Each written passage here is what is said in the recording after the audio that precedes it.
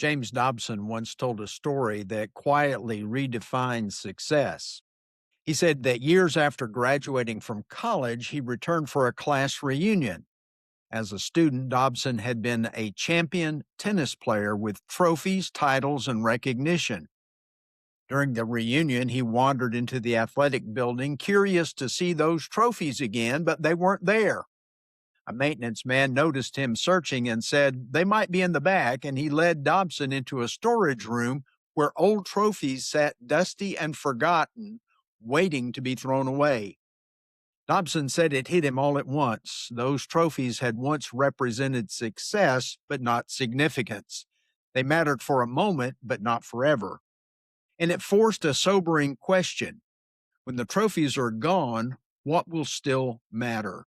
Greetings, Patriots. I'm Perry Greene, and this is God in America, where faith and freedom unite for the glory of God and the good of mankind.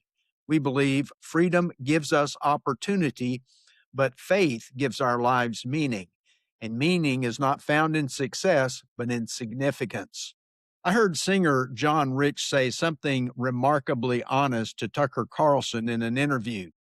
Rich said he'd been successful for about 30 years with hit records, sold out shows, money, and recognition.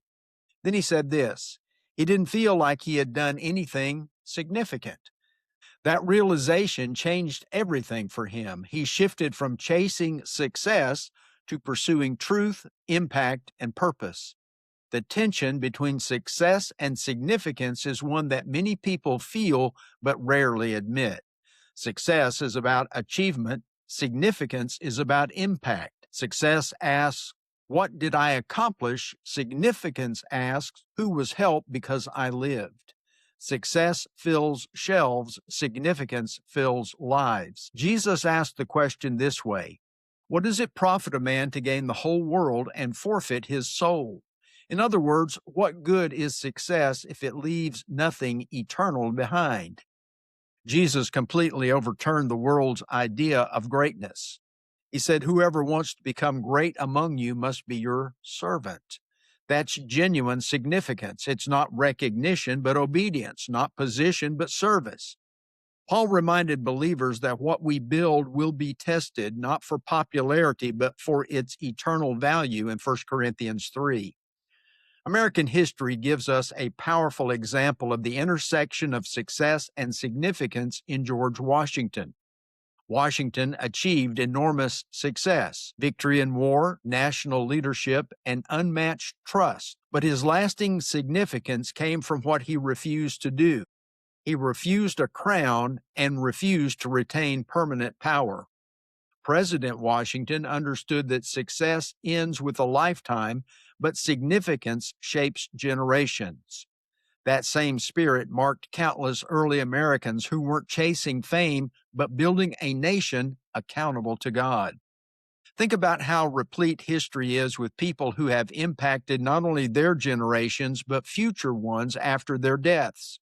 Martin Luther sparked the Protestant Reformation, influencing faith, education, and individual conscience. John Wesley's emphasis on holiness and discipleship reshaped Christianity and social reform. Thomas Jefferson's ideas of liberty and natural rights still frame political debate. Benjamin Franklin's influence spans civic virtue, education, science, and public service. William Wilberforce's lifelong fight against slavery reshaped moral expectations in the West. Dietrich Bonhoeffer's resistance to Nazi tyranny still challenges Christians to costly faith. We live in a culture obsessed with success. Social influencers want more followers and visibility. Nearly all of us want more money. Yet beneath the surface, many people feel empty because success without significance is hollow.